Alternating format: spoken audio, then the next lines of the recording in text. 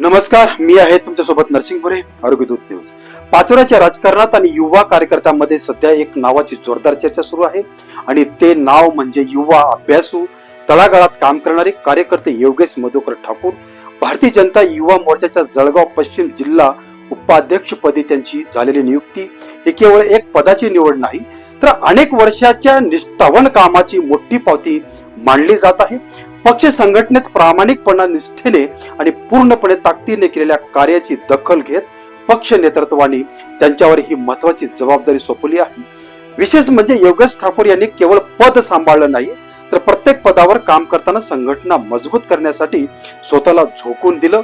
कार्यकारिणी सदस्यापासून सुरुवात करत त्यांनी शहर चिटणीस, शहर सरचिटणीस आणि शहर अध्यक्ष अशी विविध जबाबदाऱ्या यशस्वीपणे पार पाडल्या. प्रत्येक पदावर त्यांनी युवकांना पक्षाशी जोडण्याचं काम केलं.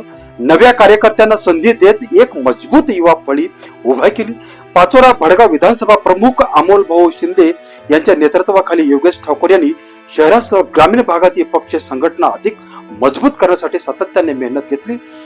बूथ स्तरापासून युवकापर्यंत भाजपाची ताकद पोहोचवणे, पक्षाची विचारसरणी सामान्य नागरिकांपर्यंत नेणं आणि विविध सामाजिक उपक्रमामध्ये सक्रिय सहभागी घेणे ही त्यांची खास ओळख बनली आहे. सामाजिक प्रश्न असे युवकांचे प्रश्न असोत किंवा संघटनात्मक जबाबदाऱ्या, योगेश ठाकूर नेहमी पुढे राहिले. त्यामुळे आज पक्ष नेतृत्वाने त्यांच्यावर दाखवलेला विश्वास हा सर्वसामान्य कार्यकर्त्यासाठी देखील प्रेरणादायी मानलं जात आहे. त्यांच्या नियुक्तीमुळे भाजप युवा संघटनात्मक कार्यकर्त्याला आणखी एक वेग मिळेल, युवकांमध्ये नवचैतन्य निर्माण होईल आणि पक्षाची ताकद अधिक वाढेल असा विश्वास पक्ष पदाधिकाऱ्यांकडून व्यक्त केला जात आहे. योगेश ठाकूर यांच्या या निवडीबद्दल पक्षाच्या अनेक पदाधिकारी, कार्यकर्ते, सामाजिक क्षेत्रातील मान्यवर आणि मित्र परिवारातून त्यांच्यावर अभिनंदनाचा वर्षाव होत आहे.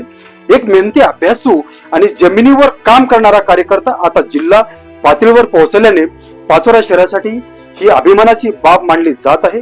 योगेश भाऊंना पुढील राजकीय आणि सामाजिक वाटचालीसाठी मनपूर्वक शुभेच्छा. मी नरसिंग भुरे, आरोग्यदूत न्यूज. धन्यवाद.